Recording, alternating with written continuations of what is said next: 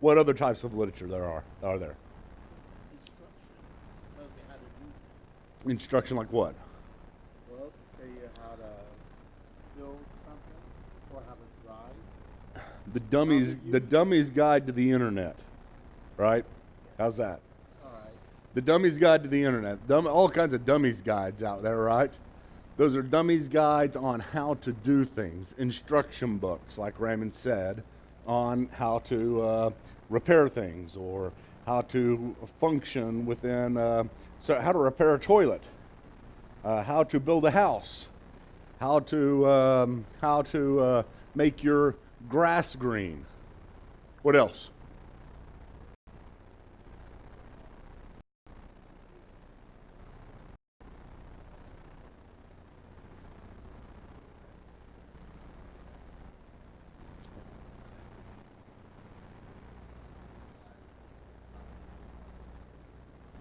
Well, is that one of the ones where you would say at the beginning of the movie, these are based on actual events? Controversial. What's it called? Truth? I haven't heard that one.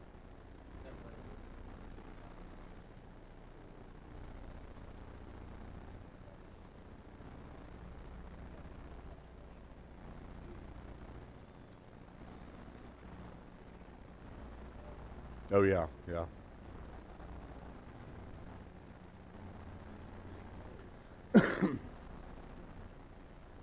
Well, there's that type of stuff, and there's the stuff that you would say this is a historical movie, but it also has to have parts of that aren't history. You know, if you watch The Passion of the Christ, you know, you watch through the movie, but at the same time, it takes liberties in order to fill in the gaps. Yeah, yeah. What else? Poetry. It's a type of literature. So whenever you're reading poetry, it's a certain type of literature and you interpret it differently. So we've got all kinds of different types of literature out there, and we recognize that immediately, from poetry to biographies to just the phone book. I mean, it's you read through it and you don't.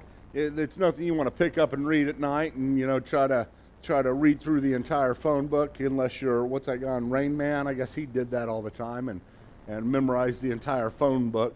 But it's a type of literature. We know the difference. There is the type of literature that is a promotional type of literature. Remember in the movie Elf? Everybody saw Elf? Right when you say the word elf, everybody has to laugh because it was so funny.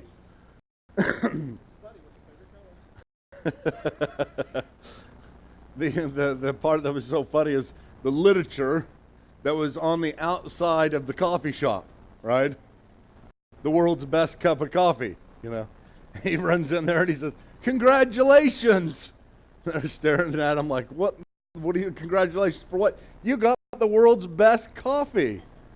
And you know, we understand when we read those types of things that we're not really supposed to take it literally. It's a promotional type thing, and even then, we don't really call them into question. We don't take them to court. If we put on the front of the Credo House the world's best coffee, nobody would come up to us, I doubt, and say, "Listen, you guys are liars. You guys don't know. You guys haven't gone through tests, and this isn't fact." We understand how, in our own minds, through our own lives, to be able to see things differently and read things differently. It's the exact same way we have to do when we approach the Bible. The Bible is filled with many different types of literature that are meant to be interpreted according to the type of literature that they are. C.S. Lewis says, who wasn't really even a professional apologist, defender of the faith, or theologian. He was more into literature. He says, "There is a sense in which the Bible, since it is, after all, literature, cannot be properly read except as literature, and the different parts of it as the different sorts of literature they are. You may be surprised," and this is This is an odd thing in the development of history and the development of theology and the development of our understanding in church history.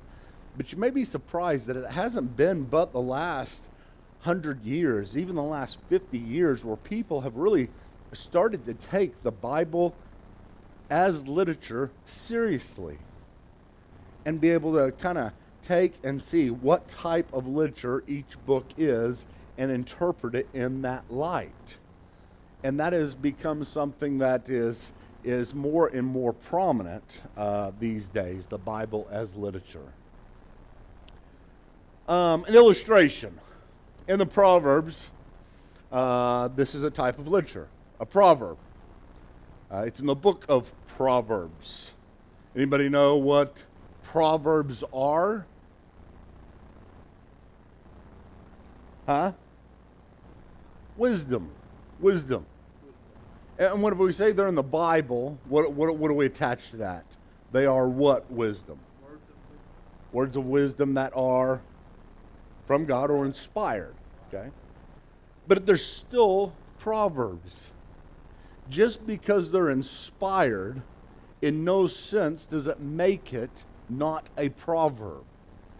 A proverb, whenever you're defining a proverb as literature, is a general statement of wise truth that, I'm going to put this in parentheses, doesn't necessarily always apply in every circumstance. Okay? Just because it's in the Bible doesn't change the type of being a generally wise statement that does apply. It wouldn't be a proverb anymore. God says, take for example this statement where it says, train up a child in the way he should go from it. That is a wise statement. That is an inspired statement. That is a statement that is from God. God says, train up children in the way that they should go, and when they are old, they will not depart from it. But since it's a proverb, it doesn't necessarily mean that if you train up a child in the way that they should go, and when they're old, they do depart from it, that the Bible is not true, or that God has somehow lied or misspoken, and the Bible has been proven wrong. Why? Because it's a proverb, and we still interpret it as a proverb.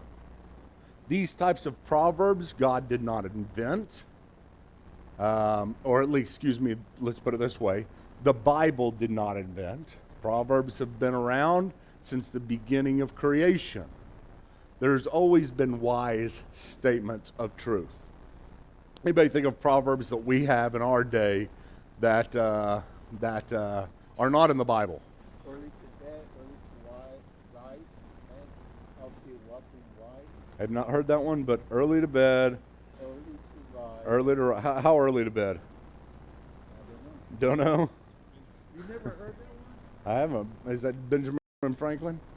Early to bed, early to rise makes man healthy, wealthy, and wise. Okay. Well, what's the one about? That's a proverb.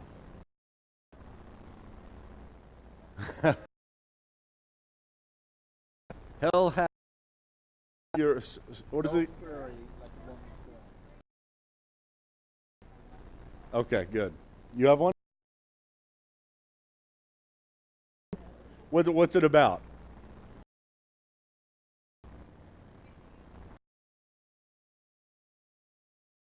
Gotcha. Okay. Sounds like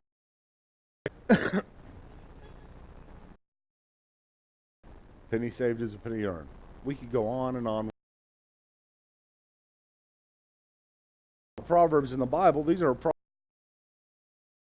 key that because they in the Bible that they always pan out the way that the Bible says.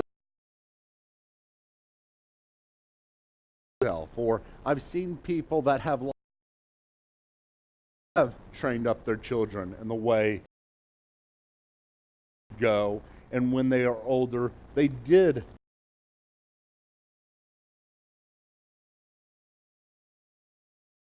his boys the way.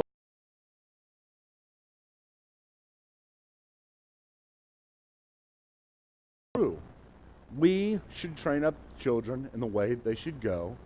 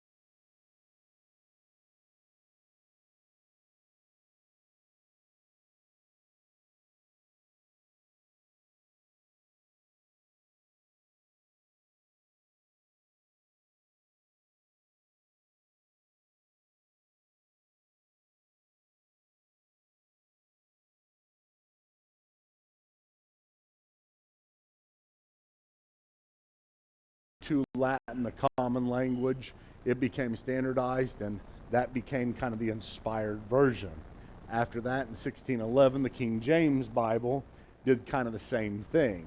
It was translated into English from the Greek and the Hebrew, and then it became, people saw that as inspired.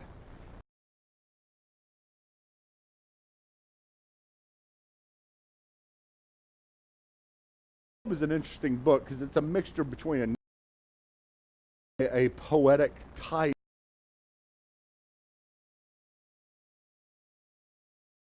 Why a lot of people believe that the book of a true parable, but parable,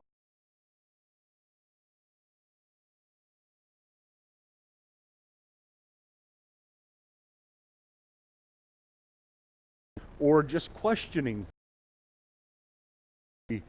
He's ready to do things at a moment's notice at any time. He's very full of self-confidence in the moment, whenever Jesus talking to him, he's telling him, I'm going to go with you and die for you, you crazy. I would never betray you. But in the moment, things change, right? He denies Christ. In Acts chapter 1, maybe some people, so I'm not saying I'm not saying this is true, but let me just put this in your ear. A lot of people, a lot of good commentators, a lot of good theologians say that Peter acted rashly whenever he said that Judas has gone to his own place, therefore someone else must take his place. And they cast lots to see who would take his place. And you know what casting of lots is? It's kind of the way that they used to, it's kind of like, drawing straws. There you go. They all did rock, paper, scissors to see who would be the next apostle. Many people say Peter acted rashly. And the Matthias, who was chosen, was never really part of the 12 apostles. That he should have never been chosen. I'm not saying I agree with that. As a matter of fact, I disagree. Anybody want?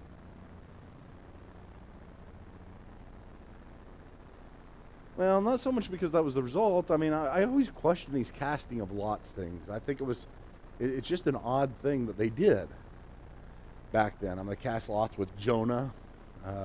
Whenever they cast him off the boat, they cast lots in action.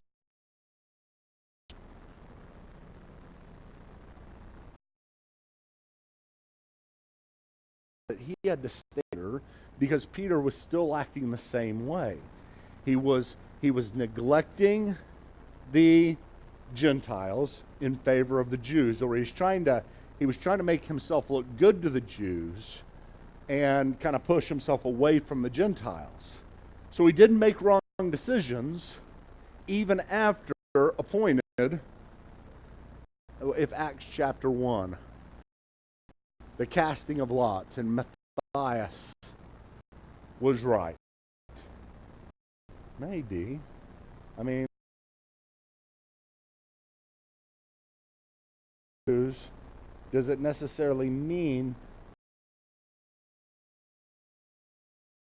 he wasn't supposed to buy a car in the first place? Mean that.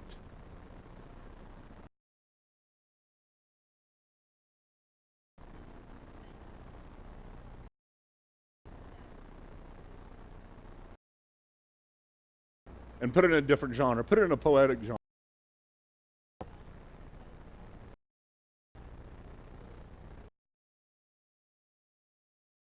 Recognized it. I think I'm on safe grounds as recognizing it as well. See what I'm saying?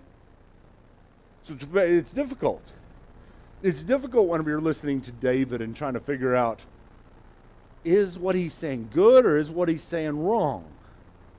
And most of the time you have to look at it in the big context. What's the reward? Where are they at in their spiritual life? And what is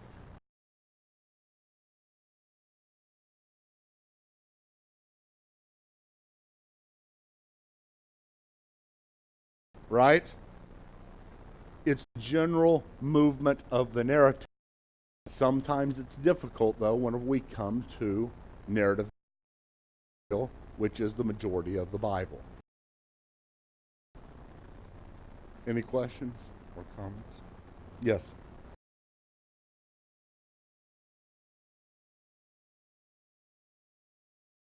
One